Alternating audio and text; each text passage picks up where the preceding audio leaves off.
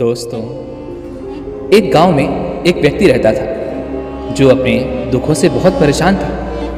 वह हमेशा किसी न किसी समस्या, किसी न किसी परेशानी या फिर किसी न किसी दुख से ग्रसित ही रहता था। उस व्यक्ति की किसी न किसी से कुछ न कुछ लड़ाई हमेशा चलती रहती थी। वह अपने जीवन की सभी समस्याओं से बहुत परेशान हो चुका था और वह उसका समाधान चाहता था। पर वह अपनी इन समस्याओं के समाधान के लिए यहाँ वहाँ भागा फिरता। वह बहुत सारे लोगों से मिला और उन सभी लोगों ने उस व्यक्ति को तरह तरह के उपाय दिए। कुछ उपाय उसके जीवन में कुछ देर के लिए तो कारगर हुए, लेकिन उसके बाद उनका असर बिल्कुल विपरीत होने लगा। लेकिन उसे कोई भी ऐसा समाधान नहीं मिला था जिससे उसके जीवन की सारी समस्याएं हमेशा हमेशा के लिए खत्म हो जाए, जिस कारण वो और भी परेशान रहने लगा। एक दिन उस युवक ने महात्मा बुद्ध के बारे में सुना। उसने सुना कि जो भी महात्मा बुद्ध के पास जाता है वे उनकी सभी समस्याओं का समाधान करते हैं और उनका समाधान भी ऐसा होता है कि उसके बाद किसी और अन्य समाधान की कोई जरूरत ही नहीं पड़ती। महात्मा बुद्ध के बारे में इतना कुछ सुन लेने के बाद वह महात्मा बुद्ध से बहुत प्रभावित हो गया। उसने सोचा कि क्यों ना मैं एक बार महात्मा बुद्ध से भी मिलकर देख लेता हूँ। हो सकता है कि वो मुझे मेरी समस्या का समाधान अवश्य दे दे। वह लगातार 5 दिनों की यात्रा करने के बाद महात्मा बुद्ध के पास पहुंचा। उस युवक ने महात्मा बुद्ध को प्रणाम किया और कहा, हे बुद्ध, मैंने आपके बारे में बहुत सुना है। मैंने सुना है कि किस तरह से आप लोगों की समस्याओं का समाधान करते हैं, और मैंने ये भी सुना है कि जो कोई भी आपके समाधान मान लेता है उसका जीवन खुशियों से भर जाता है, उसके जीवन में कभी कोई दुख नहीं आता। हे बुद्ध, मैं भी एक पीड़ित हूँ, मैं भी दुखी हूँ। मेरे जीवन में भी असंख्य समस्याएं हैं। जब भी मैं किसी एक समस्या का समाधान करता हूँ तो मेरे जीवन में कोई दूसरी बड़ी समस्या आन पड़ती है। इस तरह से एक के बाद एक समस्याएं मेरे जीवन में लगी ही रहती है। मैं चाहे उनका कितना भी समाधान करने का प्रयास क्यों न करूं, लेकिन वो समस्याएं मेरे जीवन से कभी नहीं जाती।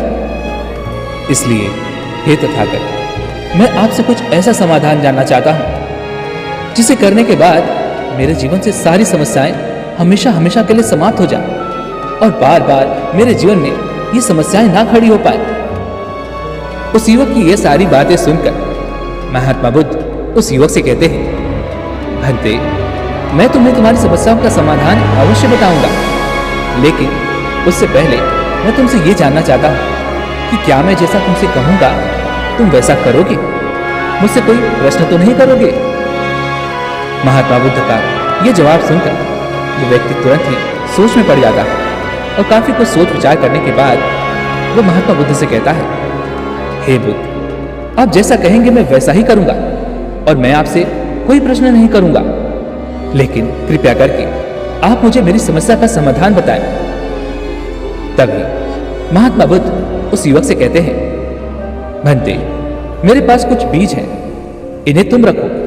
इन्हें एक अच्छी उपजाऊ जमीन पर बोना और इनकी देखभाल करना और समय समय पर इन्हें खाद और पानी भी देते रहना। पूरी मेहनत के साथ तुम्हें इनका ख्याल रखना होगा, लेकिन मेरी एक बात और ध्यान रखना कि इन्हें अंकुरित होने से तुम्हें रोकना होगा, इसे पौधा बनने से तुम्हें रोकना होगा, और ना ही इन बीजों से यह वृक्ष का रूप ले पाए। लेकिन साथ ही साथ तुम्हें इसका ध्यान भी रखना है और पूरी ईमानदारी के साथ तुम्हें इसकी देखभाल करनी है। वह युवक महात्मा बुद्ध की यह बात सुनकर बहुत अचरज में पड़ गया। वह यह सोचने लगा कि भला ये कैसी बात हुई? यदि मैं यह बीज किसी अच्छी उपजाऊ जमीन पर बोऊंगा, उसे पानी दूंगा, खाद दूंगा और उसकी देखभाल करूंगा, तो उसे अंकुरित होने से भला कौन रोक सकता है? कहीं ऐसा तो नहीं कि महात्मा बुद्ध मुझे बेवकूफ बना रहे हों, या फिर उनके पास मेरी समस्या का कोई समाधान है ही नहीं, इसलिए वह मेरे प्रश्न से बचना चाहते हैं। इसी प्रकार के कई सारे सवाल उस व्यक्ति के मन में उमड़ने लगे, लेकिन वह युवक चाहकर भी महात्मा बुद्ध से कोई प्रश्न नहीं कर सकता था, क्योंकि उसने पहले ही महात्मा बुद्ध से कहा था, मैं आपसे कोई भी प्रश्न नहीं करूंगा। यह सब वह सोच विचार रहा था कि तभी महात्मा बुद्ध ने कहा, क्या हुआ भंते, किस सोच विचार में पड़ चुके हो? तभी वह युवक कहता है, हे बुद्ध, कुछ नहीं, आप जैसा कहेंगे मैं वैसा ही करूंगा। तभी महात्मा बुद्ध कहते हैं, तो ठीक है, ये बीज ले जाओ और अब से 3 माह बाद मैं तुम्हारे घर आऊंगा और तब मैं तुम्हें तुम्हारी समस्या का समाधान तुम्हें बता दूंगा।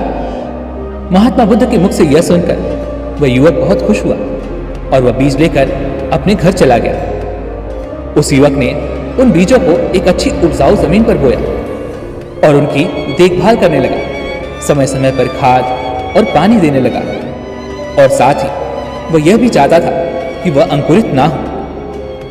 लेकिन कुछ ही दिनों बाद उसने देखा कि वह बीज अंकुरित होने लगे हैं और उसके तने अब जमीन से बाहर आ रहे हैं। यह देखकर वह बहुत परेशान हो गया। उसे समझ नहीं आ रहा था कि अब वह क्या करे, क्योंकि बुद्ध ने तो कहा था कि वह अंकुरित नहीं होने चाहिए।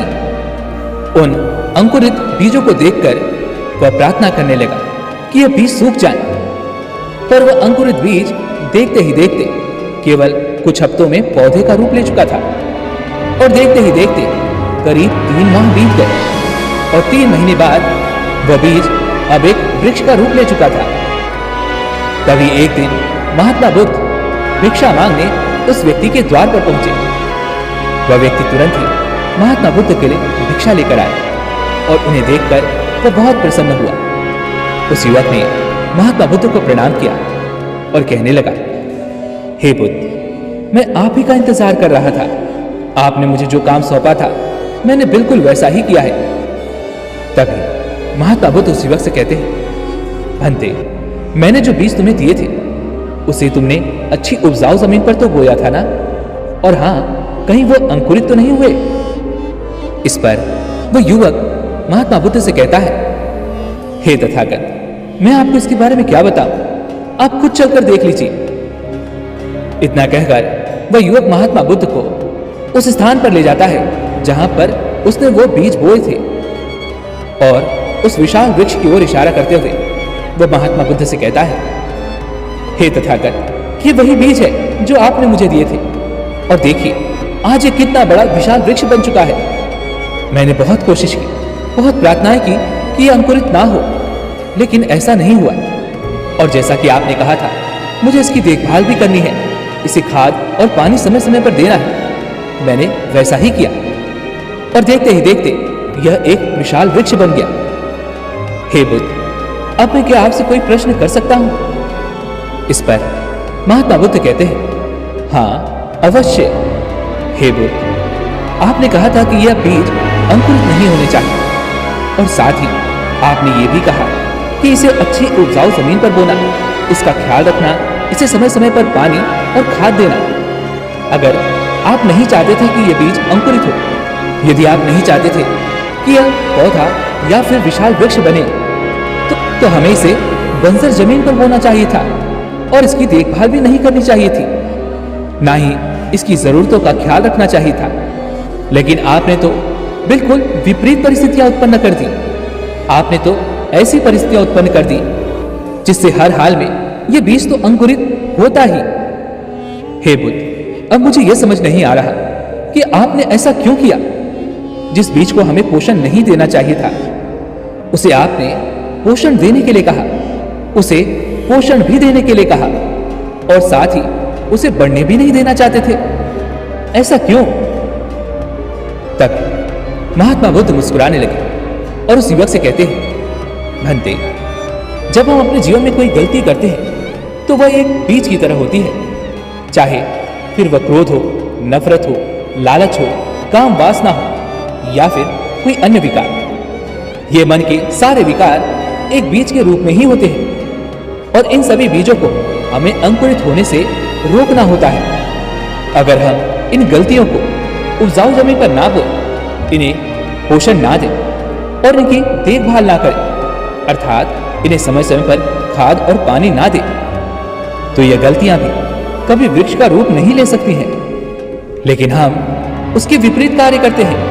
हम इन गलतियों का ख्याल रखते हैं, इन्हें समय समय पर पानी और खाद देते हैं और साथ ही इसे एक ऐसी उपजाऊ जमीन पर बो देते हैं जहां पर इसका पनपना तय है।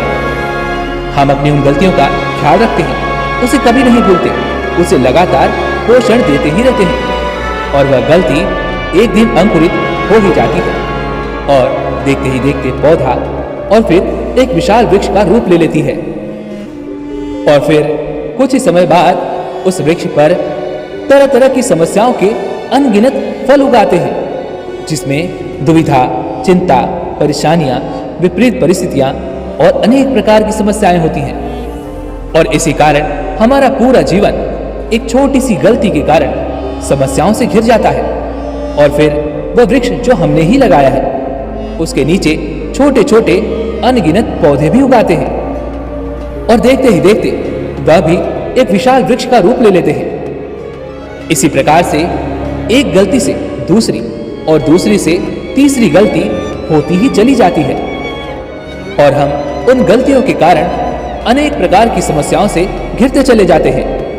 और जब हालात हमारे विरुद्ध होने लगते हैं तो हम परेशान हो जाते हैं, चिंतित हो जाते हैं। तब हमें अपनी समस्याओं का कोई समाधान नजर नहीं आता। इस पर वह व्यक्ति कहता है, हे बुद्ध, आप जो कुछ भी कह रहे हैं वो सब कुछ सत्य है, लेकिन क्या आप मुझे साफ और स्पष्ट तौर पर इसे समझा सकते हैं? तभी महात्मा बुद्ध उस व्यक्ति को समझाते हुए कहते हैं, भंते, मान लो कि कोई व्यक्ति है जिसे क्रोध आता है, वो छोटी छोटी बातों पर क्रोधित हो जाता है, तो उस व्यक्ति को अपने क्रोध को समझने की आवश्यकता है। हमें उस पर नियंत्रण पाने की आवश्यकता है, लेकिन हम मनुष्य उस पर नियंत्रण नहीं पाते, बल्कि हम उस क्रोध को आने देते हैं और उसे खुद पर हावी होने देते हैं। फिर उसके बाद हमारा वह क्रोध किसी न किसी व्यक्ति पर अवश्य निकलता है। उसके बाद हमारी आपस में कुछ कहा सुनी हो जाती है और जिससे हमारे अहंकार को चोट पहुंचती है और फिर हम एक दूसरे को नुकसान पहुंचाने का प्रयास करते हैं और फिर एक के बाद एक इसमें और भी लोग शामिल होने लगते हैं और फिर यह बात बढ़ते बढ़ते इतनी बढ़ जाती है कि वह एक दूसरे को नुकसान पहुंचाने से भी पीछे नहीं हटते और कभी कभी तो बात जीने और मरने तक भी आ जाती है। भंते, तुमने देखा किस प्रकार क्रोध का एक छोटा सा बीज देखते ही देखते एक विशाल वृक्ष का रूप ले चुका है, जिसकी जड़ें गहराई तक पहुंच चुकी हैं और अब उसे उखाड़ पाना बहुत मुश्किल है। यदि तुम उस वृक्ष को ऊपर से ही काटोगे तो वह वृक्ष एक बार फिर से पनपने लगेगा, वह एक बार फिर से विशाल वृक्ष का रूप ले ही लेगा। भंते, ठीक इसी प्रकार हमारे जीवन में भी छोटी छोटी गलतियों के कारण हम तरह तरह की समस्याओं से घिर जाते हैं और हम उन छोटी छोटी गलतियों पर ध्यान नहीं देते, उन्हें अंकुरित होने से रोकने का प्रयास तक नहीं करते और फिर वही छोटी छोटी समस्याएं सच में हमारे सामने विकराल रूप लेकर खड़ी हो जाती हैं, जिसे देखकर हम घबरा जाते हैं, हम डर जाते हैं और हम उस समस्या का सामना तक नहीं करना चाहते। हम उससे भागने का प्रयास करते हैं, उससे बचने का प्रयास करते हैं, लेकिन कभी भी अपनी उन समस्याओं का समाधान नहीं करना चाहते। तभी वह व्यक्ति कहता है, हे बुद्ध, आप सत्य कहते हैं, उन समस्याओं का इतना विकराल रूप लेना, इसकी कोई भी आवश्यकता नहीं थी, लेकिन ऐसा हमने होने दिया है और अब वो बड़ी समस्या के रूप में हमारे सामने खड़ी है।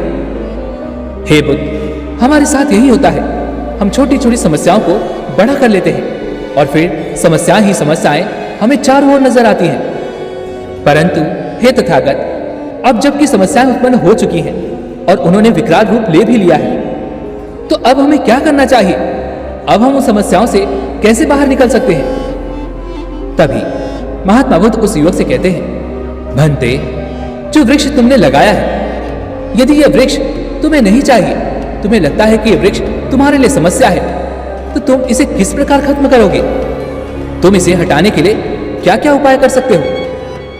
इस पर वह व्यक्ति कहता है, हे बुद्ध, अगर मैं इसे ऊपर से काट दूं तो यह एक बार फिर से पनप उठेगा, इसलिए हमें इसे जड़ से उखाड़ना होगा, तभी यह पूरी तरह से समाप्त हो सकेगा। तभी महात्मा बुद्ध कहते हैं, भंते, तुम सही कह रहे हो, लेकिन एक बात और याद रखना कि यह जो वृक्ष है यह अब एक विशाल वृक्ष का रूप ले चुका है और इसकी जड़ें अत्यधिक गहराई तक जा चुकी हैं। और ऐसे में यदि तुम इसे जड़ से उखाड़ने का प्रयास करते हो तो तुम्हें अथक प्रयास करने होंगे, और यदि गलती से इसका छोटा सा भी अंश जमीन में रह गया तो वह एक दिन फिर से अंकुरित होकर तुम्हारे सामने एक विशाल वृक्ष का रूप ले ही लेगा। वह व्यक्ति महात्मा बुद्ध से कहता है, हे बुद्ध, तब आप ही कोई रास्ता बताइए, अब मैं क्या करूं? मैं कैसे इन समस्याओं का समाधान करूं? तब महात्मा बुद्ध कहते हैं, भंते, जब हम किसी वृक्ष को लगाते हैं, अर्थात जब हम किसी बीज को अंकुरित होने के लिए जमीन में बोते हैं, तो हमें उसे पोषण देना होता है, पानी देना होता है, सही समय पर खाद देनी होती है। तब जाकर वह धीरे धीरे अंकुरित हो पाता है और उस बीज में से पौधे का निर्माण होता है और पौधे से विशाल वृक्ष का निर्माण होता है। लेकिन क्या हो जब हम उस वृक्ष को पोषण ना दें, उसे पानी ना दें, समय समय पर खाद ना दें? इस पर वह व्यक्ति कहता है, हे बुद्ध, तब वो बीज एक न एक दिन तो सूख ही जाएगा और उसका पूरा का पूरा अंश समाप्त हो जाएगा। तभी महात्मा बुद्ध कहते हैं, ठीक उसी प्रकार हमारे मन के विचार भी एक बीज की तरह ही तो हैं, जिन्हें हम लगातार पोषण देते रहते हैं और उन्हें और भी ज्यादा मजबूत बनने में हम उनकी मदद करते हैं। लेकिन जब हम उन्हें पोषण नहीं देंगे तब वो सारे विचार खुद ब खुद समाप्त होने लगेंगे। हम हर रोज अपने मन में तरह तरह के नए प्रकार के बीज बोते हैं और उन्हें पोषण भी देते हैं, और एक दिन वह समस्या के रूप में हमारे सामने ही खड़ी हो जाती है। इसलिए सबसे पहले हमें यही समझना है कि हमें उन बीजों को अपने मन में बोने से रोकना होगा। और मान लो कि तुम उन्हें अपने मन के उस उपजाऊ जमीन पर बोने से नहीं रोक पाते, तब भी तुम्हें उन बीजों को पोषण देने से रोकना होगा। यदि किसी वृक्ष को खाद ना मिले, पानी ना मिले और उपजाऊ मिट्टी ना मिले तो वह एक न एक दिन सूख ही जाता है और उसका समाप्त होना भी तय है। ऐसे ही अपने मन की लालच, नफरत, क्रोध और अपनी काम वासना पर काबू पाना सीखो। इन्हें पोषण देने की आवश्यकता नहीं है, बल्कि हमें इन्हें समझने की आवश्यकता है, इनसे बचने की आवश्यकता है। अन्यथा यदि तुम इन्हें पोषण देते रहोगे, लगातार इनके बारे में सोचते रहोगे, तो यह हमारे जीवन की सबसे बड़ी समस्या बनकर हमारे सामने ही प्रस्तुत हो जाएंगी और फिर हम कुछ नहीं कर पाएंगे। इसलिए इन विचारों पर काबू पाओ, इन्हें नियंत्रण में रखो, इन्हें पोषण देना बंद करो, अन्यथा हमारा ये जीवन समस्याओं का घर बनकर ही रह जाएगा। महात्मा बुद्ध के मुख से ये सारी बातें सुनकर उस व्यक्ति की आंखों में आंसू आ गए। वह तुरंत ही महात्मा बुद्ध के चरणों में गिर पड़ा और हाथ जोड़कर उनसे कहता है, हे बुद्ध, आप सत्य कहते हैं, हम खुद ही अपने जीवन को दुखी बनाते हैं, हम खुद ही अपने जीवन में दुख के बीज बोते हैं, और जब ये बड़े हो जाते हैं, ये जब विशाल समस्या का रूप ले लेते हैं, तब हम यहाँ वहाँ भागने लगते हैं, हम इसका समाधान ढूंढने लगते हैं और हो ना हो हम इसे केवल ऊपर से ही काटते हैं। सुबह उठने के बाद और रात को सोने तक हम केवल अपनी समस्याओं के बारे में ही सोचते रहते हैं, इन्हें लगातार पोषण देते रहते हैं, जबकि हमें तो अपना ध्यान समाधान की ओर करना चाहिए। और यही कारण है कि हम दिन भर समस्याओं में उलझे रहते हैं, चिंताओं से मुक्त नहीं हो पाते। कभी हम आंख खोलकर ये नहीं देखते कि बाहर का मौसम कितना अच्छा है, चारों तरफ हरियाली है, ठंडी ठंडी हवाएं बह रही हैं। हम इन्हें कभी महसूस ही नहीं करते। हम अपनी प्राण शक्ति को महसूस नहीं करते, हम अपने आप को महसूस नहीं कर पाते। बस दिन भर हम भागने में लगे रहते हैं। हम मनुष्य एक ऐसी दौड़ का हिस्सा है जो कभी समाप्त ही नहीं होती, जीवन भर बस चलती ही रहती है, चलती ही रहती है। और हर कोई इस दौड़ में आगे होना चाहता है, जीतना चाहता है। और यही कारण है कि हम जीवन भर एक दूसरे से डरते रहते हैं और इस डर का कभी कोई समाधान हो ही नहीं पाता। हम कभी भी अपने इस डर से निकल ही नहीं पाते, क्योंकि हमारा सारा ध्यान तो इस डर पर है, ना कि इसके समाधान पर। लेकिन हे तथागत, आपने मुझे मेरी समस्या का समाधान दे दिया, इसके लिए मैं आपका कोटि कोटि आभारी हूं। इतना कहकर उस युवक ने महात्मा बुद्ध को प्रणाम किया। उसके बाद वह दोनों अपने अपने रास्ते पर आगे बढ़ चले। दोस्तों, वैसे आपने आज की इस वीडियो से क्या सीखा, वो मुझे आप कमेंट में ज़रूर बताइएगा। इसके साथ में उम्मीद है कि आपको आज की ये वीडियो भी पसंद आई होगी। तो इस वीडियो को ज़्यादा से ज़्यादा लाइक और ज़्यादा से ज़्यादा लोगों तक पहुंचाने में हमारी मदद करें, अर्थात इसे शेयर करें।